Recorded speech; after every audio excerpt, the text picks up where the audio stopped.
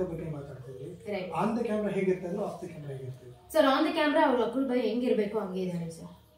ಎಷ್ಟು rough and tough ಆಗಿರ್ಬೇಕು, ಇಲ್ಲಾಂದ್ರೆ ಹೆಂಗ್ ಮಾತಾಡ್ಬೇಕು ಅವ್ರಿಗೆ ಗೊತ್ತಿರುತ್ತೆ. ಯಾಕಂದ್ರೆ ಇಷ್ಟು ವರ್ಷ ಅವ್ರ ಫೀಲ್ಡ್ ಅಲ್ಲಿ ಇದಾರಲ್ಲ, ಸೊ ಅವ್ರಿಗೆ ಗೊತ್ತಿರುತ್ತೆ. ಬಟ್ ಆಫ್ ಕ್ಯಾಮ್ರಾ ಅಟ್ಲೀಸ್ಟ್ ಒಂದು ಹೆಂಗಿದ್ದೀರಾ ಗರ್ಲ್ಸ್, ಚೆನ್ನಾಗಿದ್ದೀರಾ, ಇಲ್ಲಾಂದ್ರೆ ನಿಮ್ ಕಾಲ್ ಪೆಟ್ಟಾಗಿದೆಯಲ್ಲ ಹೆಂಗಿದೆ, ಚೆನ್ನಾಗಿದೆಯಾ, ಪರವಾಗಿಲ್ವಾ, ಎಂತದೂ ಇಲ್ಲ sir. Not even a single word, ಏನೂ ಇಲ್ಲ. ಅವ್ರು ಬರ್ತಾರೆ, ಅದೇ ಅವಾಗ್ಲೇ ಹೇಳಿತಾರ, ಬರ್ತಾರೆ, ಎಪಿಸೋಡ್ ಮಾಡ್ತಾರೆ, ಪೇಮೆಂಟ್ ತಗೊಳ್ತಾರೆ, ಹೋಗ್ತಾರೆ. That is how it is.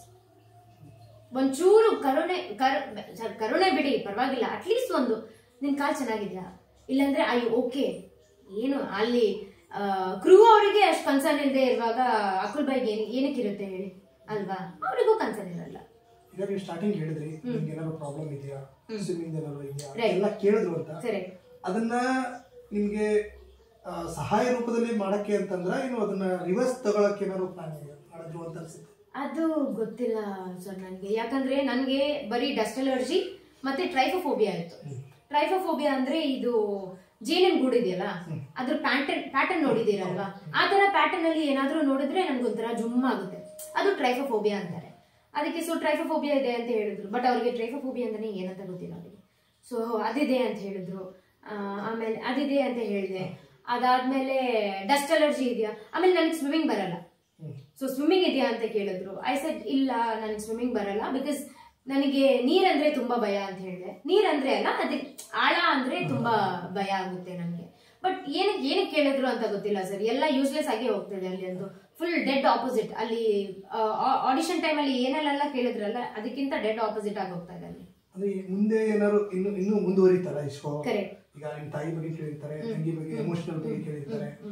ಇದೆಲ್ಲನೂ ಕೂಡ ಎಲ್ಲರೂ ಸ್ಕ್ರಿಪ್ಟ್ ಮೂಲಕ ಇದನ್ನ ಹೊರಗಾಕಿ ಇನ್ನು ಎಮೋಷನಲ್ ಮಾಡೋ ರೀತಿಯಿಂದ ಬರ್ಬೋದಿತ್ತ ಅಂತ ಅನ್ಸುತ್ತೆ. ಮೇ ಬಿ ಇರುತ್ತೆ.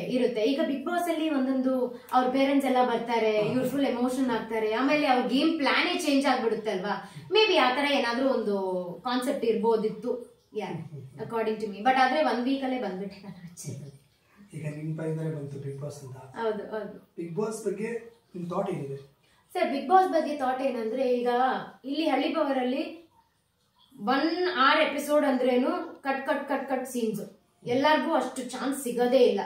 ಒಂದು ಕ್ಯಾಮ್ರಾ ಟೈಮ್ ಆಗ್ಲಿ, ಇಲ್ಲಾಂದ್ರೆ ಮಾತಾಡೋ ಟೈಮ್ ಆಗ್ಲಿ, ಎಲ್ಲರಿಗೂ ಅಷ್ಟು ಸಿಗೋದೇ ಇಲ್ಲ ಅಲ್ವಾ. ಏನ್ ಹೈಲೈಟ್ ಆಗಿ ಅವ್ರಿಗೆ ಏನ್ ತೋರಿಸ್ಬೇಕು ಅಷ್ಟು ಮಾತ್ರ ತೋರಿಸ್ತಾರೆ. ಆದ್ರೆ ಬಿಗ್ ಬಾಸ್ ಅಲ್ಲಿ ಅಷ್ಟೇನಿಲ್ಲ. ದೇ ಹ್ಯಾವ್ ಆಲ್ಮೋಸ್ಟ್ ಲೈಕ್ 72 ಇಲ್ಲಾಂದ್ರೆ 100 ಕ್ಯಾಮ್ರಾಸ್ ಅನ್ಸುತ್ತೆ. ಅಷ್ಟೆಲ್ಲ ಕ್ಯಾಮ್ರಾಸ್ ಎಲ್ಲಾರನ್ನು ಒಬ್ಬೊಬ್ರು ಫೋಕಸ್ ಮಾಡಿ, ಸಪೋಸ್ ಗುಂಪಲ್ಲಿ ಜಗಳ ಮಾಡ್ತಾ ಇದ್ರೇನು ಎಲ್ಲಾನು ಫೋಕಸ್ ಮಾಡೋ ತರ ಇರುತ್ತೆ, ಒಬ್ಬೊಬ್ರನ್ನೇ ಫೋಕಸ್ ಮಾಡೋ ತರ ಇರಲ್ಲ.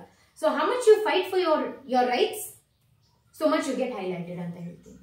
ಈಗ I fought for my rights. ನನ್ನ ರೈಟ್ಸ್ ಏನಿದೆಯೋ ನಾನು ಅದಕ್ಕೆ ಜಗಳ ಮಾಡಿ ನಾನು ಆಚೆ ಬಂದಿದ್ದೀನಿ ಅಲ್ವಾ. ಸೊ ಅದೇ ತರ how much you fight for your rights, so much you get highlighted.